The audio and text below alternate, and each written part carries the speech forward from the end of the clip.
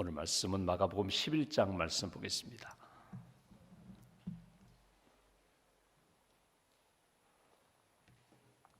마가복음 11장 오늘은 11절부터 25절까지 말씀, 11절부터 25절까지 말씀 함께 봉독하겠습니다. 예수께서 예루살렘에 이르러 성전에 들어가사 모든 것을 둘러보시고 때가 이미 저물매 12 제자를 데리시고 베다니에 나가시니라. 이튿날 그들이 베다니에서 나왔을 때에 예수께서 시장하신지라 멀리서 잎사귀 있는 한 무화과 나무를 보시고 혹 그 나무에 무엇이 있을까 하여 가셨더니 가서 보신즉 잎사귀 외에 아무것도 없더라. 이는 무화과의 때가 아님이라. 예수께서 나무에게 말씀하여 이르시되 이제부터 영원토록 사람이 네게서 열매를 따먹지 못하리라 하시니 제자들이 이를 듣더라. 그들이 예루살렘에 들어가니라. 예수께서 성전에 들어가사 성전 안에서 매매하는 자들을 내쫓으시며 돈 바꾸는 자들의 상과 비둘기 파는 자들의 의자를 둘러 엎으시며 아무나 물건을 가지고 성전 안으로 지나다님을 허락하지 아니하시고 이에 가르쳐 이르시되 기록된 바 내 집은 만민이 기도하는 집이라 칭함을 받으리라고 하지 아니하였느냐. 너희는 강도의 소굴을 만들었도다 하시매 대제사장들과 서기관들이 듣고 예수를 어떻게 죽일까 하고 꾀하니 이는 무리가 다 그의 교훈을 놀랍게 여김으로 그를 두려워하밀러라. 그리고 날이 저물매 그들이 성 밖으로 나가더라. 그들이 아침에 지나갈 때에 무화과 나무가 뿌리째 마른 것을 보고 베드로가 생각이 나서 여짜오되 랍비여 보소서 저주하신 무화과 나무가 말랐나이다.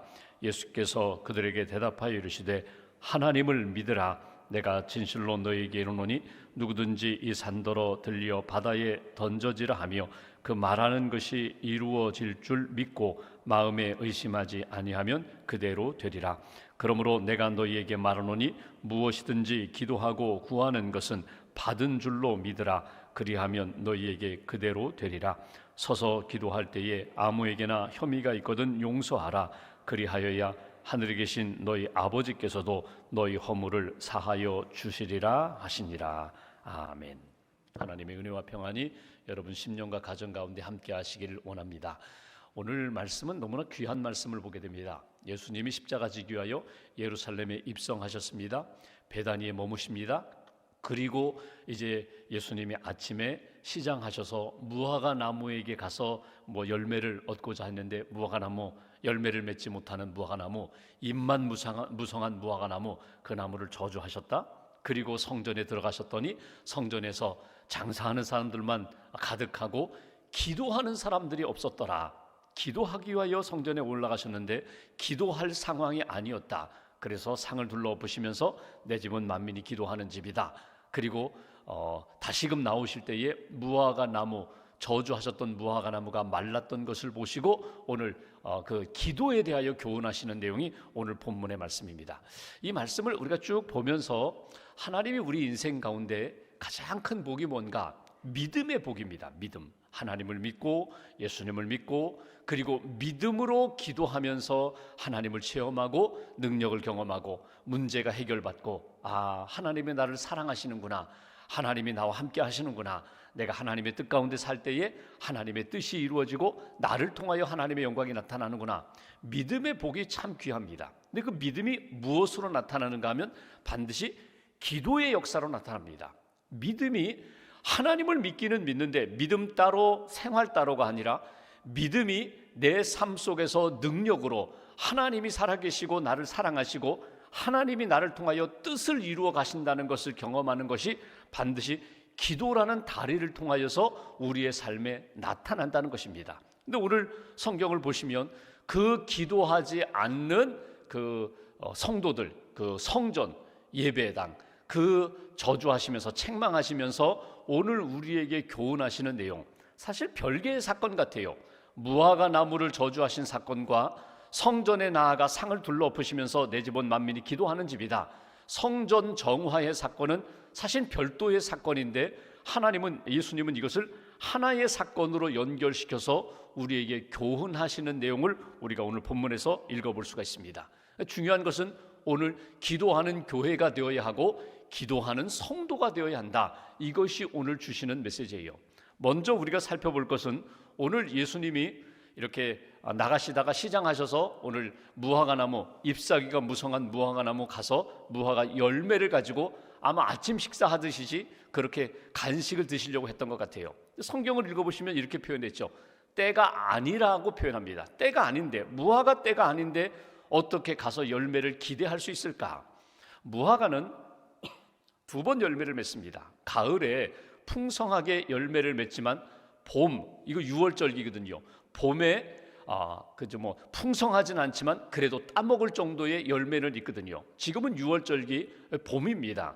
분명히 잎사귀가 있으면 무화과 열매를 맺을 때예요. 맺어야 돼요. 그럼에도 불구하고 열매 맺지 못하는 무화과 나무, 오늘 예수님이 무엇을 말씀하십니까? 오늘 여기 14절 말씀 보시면 이렇게 표현하죠. 이제부터 영원토록 사람이 내게서 열매를 따먹지 못하리라.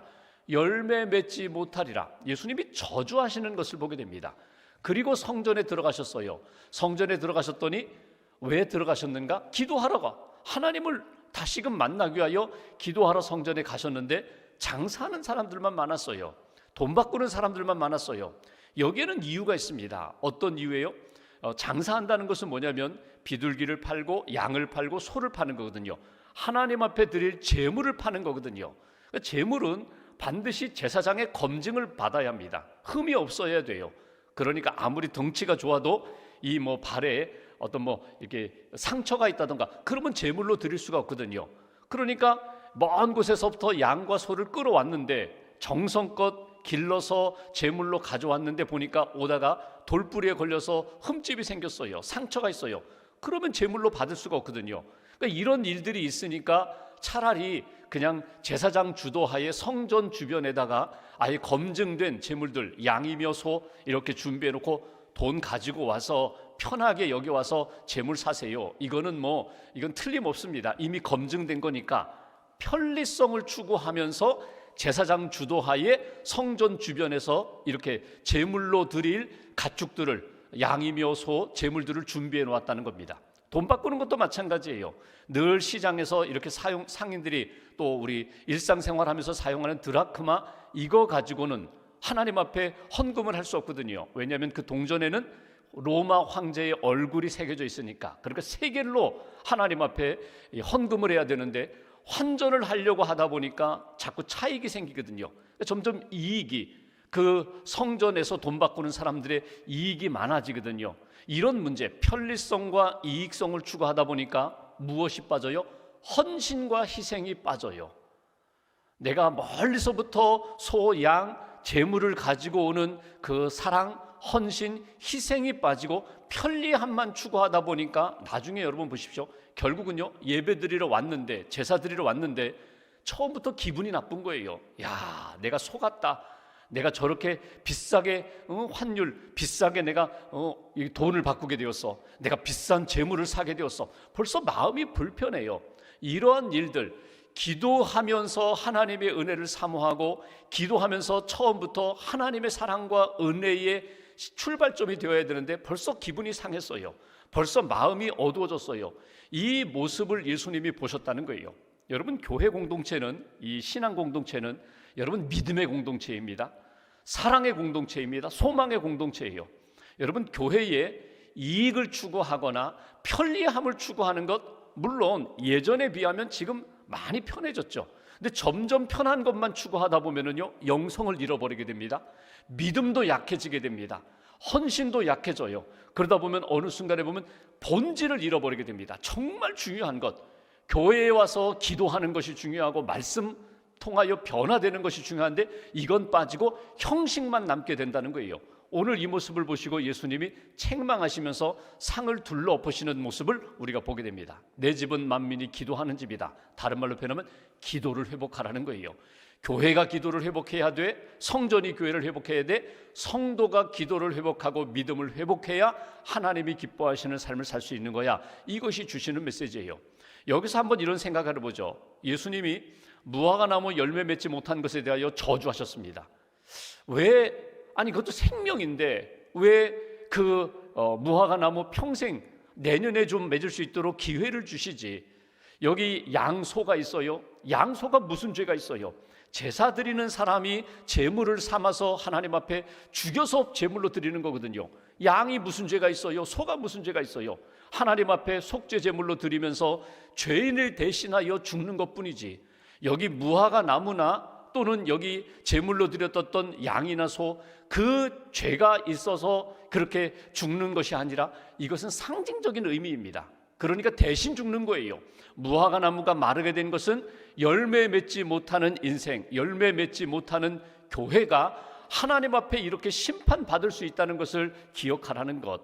양과 소가 죽는 것을 통하여 너 자신이 예수님 대신하여, 네가 죽어야 할 자리에 예수님이 대신하여 십자가에 달려 돌아가셨다는 걸 늘 기억하면서 하나님 앞에 나오고 기도하고 예배하고 믿음을 회복하라. 이것이 오늘 주시는 메시지입니다.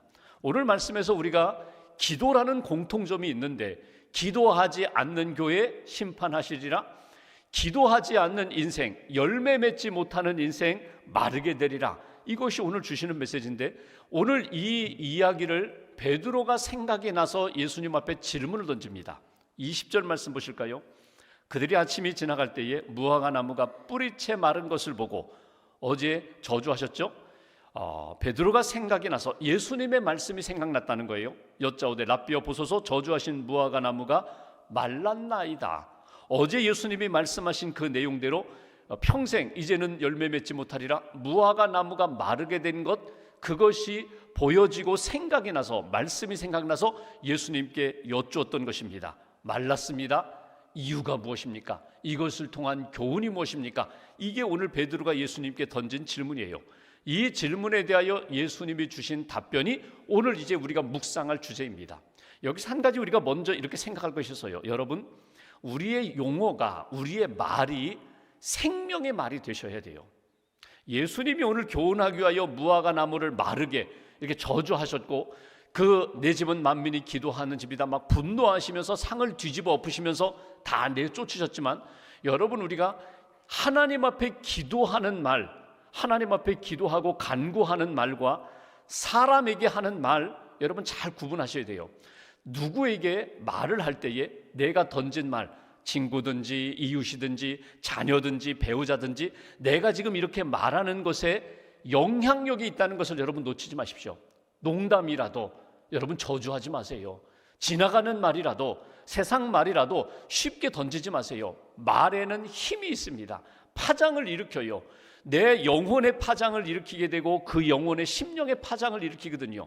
그러니까 말하는 자가 먼저 내 영혼 가운데 울림이 있고 그 말을 듣는 사람이 울림을 경험하게 되거든요. 그래서 생명의 말을 해야 돼요. 기도하는 말을 해야 돼요. 하나님 앞에서 기뻐하시는 말을 해야지 그것이 축복이 되고 생명의 회복이 되고 은혜가 되는 거거든요. 오늘 예수님이 이렇게 말씀하시면서 제자들에게 교훈하십니다. 오늘 우리가 들어야 할 교훈이에요. 하나님, 저는 기도했는데요. 성전에 나와서 매번 기도했는데요. 근데 왜 기도하지 않았다고 말씀하십니까? 저는요, 하나님 앞에서 이렇게 열심히 살았는데요. 근데 왜 이렇게 열매가 없습니까? 오늘 예수님이 제자들에게 주시는 메시지, 너희들이 기도하지 않았다, 기도했다고 하는데 기도하지 않은 것과 같다. 그 내용이 무엇인가? 22절 보십시오. 예수께서 그들에게 대답하여 이르시되 하나님을 믿으라. 내가 진실로 너에게 이르노니 누구든지 이 산더러 들리어 바다에 던져지라 하며 그 말하는 것이 이루어질 줄 믿고 마음에 의심하지 아니하면 그대로 되리라. 기도를 하되 하나님이 기뻐하시는 기도, 진짜 기도는 어떤 기도인가? 믿음의 기도라는 거예요. 하나님을 믿고 드리는 기도, 하나님께 드리는 기도, 사람들에게 들리는 기도가 아니라, 사람들에게 보이려고 하는 기도가 아니라 오직 하나님 앞에서 드리는 기도, 하나님을 믿고 간구하는 기도, 그 기도, 여기 23절 말씀처럼 이루어질 줄 믿고 마음에 의심하지 않는 기도, 그 기도는 반드시 하나님이 들어주신다. 믿음의 기도가 중요하다는 거예요. 하나님 앞에서 오늘 이 성전에서 많은 사람들이 장사를 하는데 물론 기도도 했었겠죠. 제사도 드렸겠죠. 근데 그들은 믿음으로 하나님 앞에 기도하기보다는 형식적으로 바리새인들의 기도처럼 교만하고 정죄하고 다른 사람 비판하며 하는 기도 하나님 듣지 않으신다. 오직 하나님 앞에서 나를 돌아보게 되고 회개하고 하나님의 능력, 하나님의 뜻 붙잡고 기도하는 그 기도를 하나님이 들어주시는 줄 너희들이 깨달으라. 오늘 우리가 기도할 때 여러분 누구를 위하여 기도해요? 누구를 향하여 기도해요? 하나님 앞에서 기도해 보십시오. 처음에는 내가 너무나 마음이 속상하고 억울하고 힘들어서 막 내 감정을 막 토하면서 기도했는데 하나님이 내 마음을 만져주시면서 하나님 앞에 내가 붙들어야 할 것이 무엇인지, 회개할 것이 무엇인지 깨닫게 해주시면 그거 붙잡고 기도하시라는 거예요. 믿음의 기도는 역사하는 힘이 많다. 환자들을 위하여, 우리 어려운 이웃들을 위하여 기도할 때 믿음의 간구는 역사하는 힘이 크다고, 하나님이 일으키시는 힘이 있다는 거거든요. 하나님 앞에 믿음의 간구로 하나님 앞에 나아가라. 또 하나, 두 번째, 하나님이 기뻐하시는 기도는 어떤 기도인가? 24절 이렇게 말씀하십니다. 그러므로 내가 너희에게 말하노니 무엇이든지 기도하고 구하는 것은 받은 줄로 믿으라. 기도한 다음에는 하나님 앞에 기대하라는 거예요. 그리하면 너희에게 그대로 되리라. 기도한 다음에 다시금 제자리로 돌아가지 말라는 거예요. 기도한 것으로 끝나고 다시금 걱정, 근심, 염려, 불안 이거 쌓아 짊어지고 다시금 세상으로 나아가지 말고 기도하고 하나님 앞에 맡긴 다음에는 평안하라, 자유하라. 반드시 이 기도를 하나님이 응답해 주실 줄 믿고 하나님 앞에서 기대하라는 거예요. 준비하라는 거예요. 물론 내 방법대로 안 될 수가 있어요. 내 시간의 스케줄대로 안 될 수가 있어요. 그러나 반드시 기도한 대로 하나님이 응답해 주실 줄 믿음을 가지라는 거예요. 그리고 기대하라는 거예요. 소망을 가지라는 거예요. 여러분, 우리가 이제 수능 시험을 앞두고 자녀들을 위하여 기도합니다. 우리 젊은 우리 아들들, 딸들을 위하여 우리가 기도해요. 여러분, 기도할 때 이거 시험 보나 마나야, 이거 뭐 성적 공부한 대로 나오는 거지 성적대로 나오는지, 그렇지 않아요. 하나님 앞에 믿음으로 기도하고 시험을 준비하고 믿음으로 기도한 다음에 그 문제를 만나면요, 하나님이 놀랍게 역사하시는 것을 우리가 경험하게 됩니다. 어제 어떤 가정을 만났어요. 그 가정이 이런 간증을 합니다. 이제 그 자녀가 이제 어떤 큰 시험을 앞두고 사실 실력이 조금 부족했다는 거예요. 실력이 부족해서 하나님 앞에 가족이 함께 기도하면서 이렇게 열심히 하나님의 뜻을 구했는데 사실은 이건 안 되는 거예요.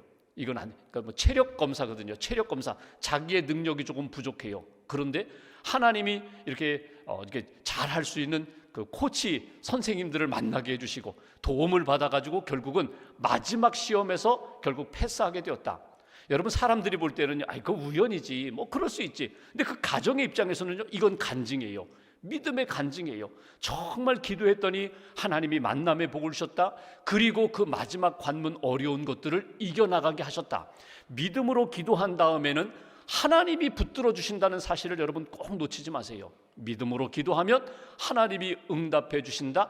그 소망과 기대를 잃어버리지 말아라. 또 하나, 여기 보시면 믿음의 기도, 소망의 기도는 25절, 서서 기도할 때에 아무에게나 혐의가 있거든 용서하라. 기도하면서 용서하라는 것입니다. 그리하여야 하늘에 계신 너희 아버지께서도 너희 허물을 사하여 주시리라 하시니라. 사랑의 기도가 되라는 거예요. 기도는 하면서도 여전히 미움이 있어요? 기도하면서 여전히 원수가 있어요? 아니라는 거예요. 오히려 기도하기 전에 용서하지 못한 사람이 있다면 가서 용서하고 와서 하나님 앞에 제물을 드리고 예배 드리고 기도하라. 하나님 앞에서 정말 은혜와 능력이 넘치는 기도는 사랑의 기도다. 사랑하면서 용서하면서 화해하면서 기도할 때 그 기도 하나님이 응답해 주신다. 오늘 예수님은 무화과 나무 저주하신 사건과 성전을 정화하신 사건을 가지고 기도가 공통점이라는 거예요. 기도하지 않는 성도, 기도하지 않는 공동체, 교회, 하나님 앞에서 열매 없는 것과 똑같아.